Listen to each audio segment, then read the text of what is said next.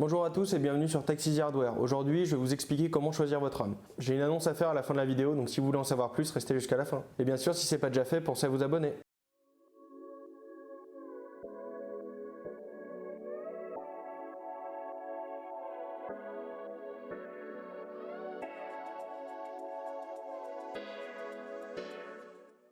Alors déjà, la mémoire vive, c'est quoi? Dans un PC, il y a deux types de mémoire. La mémoire morte, qu'on utilise pour le stockage. Donc on peut apparenter ça par exemple à la mémoire à long terme de votre cerveau. Et il y a la mémoire vive ou la mémoire RAM qu'on peut apparenter à la mémoire à court terme. La RAM se présente sous cette forme.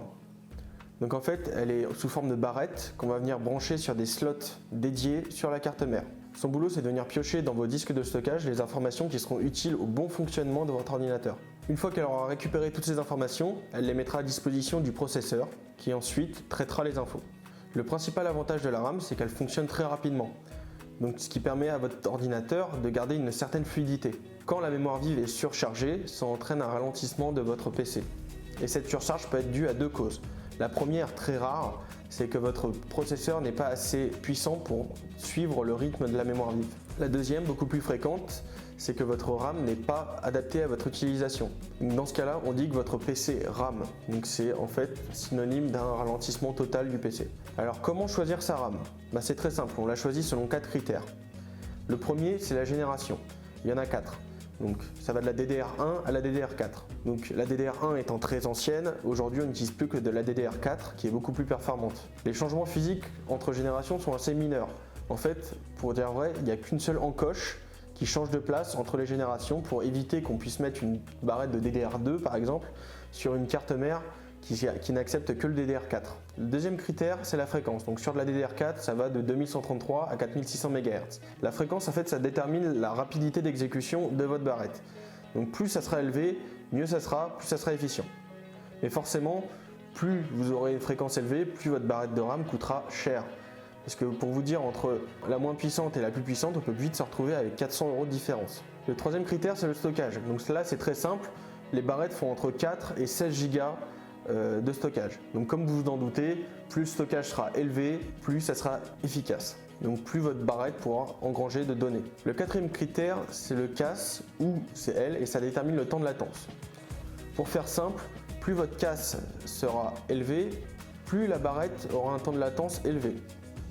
Après, à tout ça, je m'y fie pas trop parce que la différence entre un CAS élevé et un CAS faible est tellement infime que vous verrez jamais la différence. Pour moi, vous ne vous fiez pas à cette info, c'est un critère relativement facultatif. Passons donc maintenant au conseil. Donc quand vous choisissez votre RAM, vérifiez toujours que votre carte mère est compatible. Donc déjà au niveau de la génération, donc DDR1, 2, 3 ou 4, et au niveau de la fréquence. Parce que oui, toutes les cartes mères n'acceptent pas du 4600 MHz par exemple.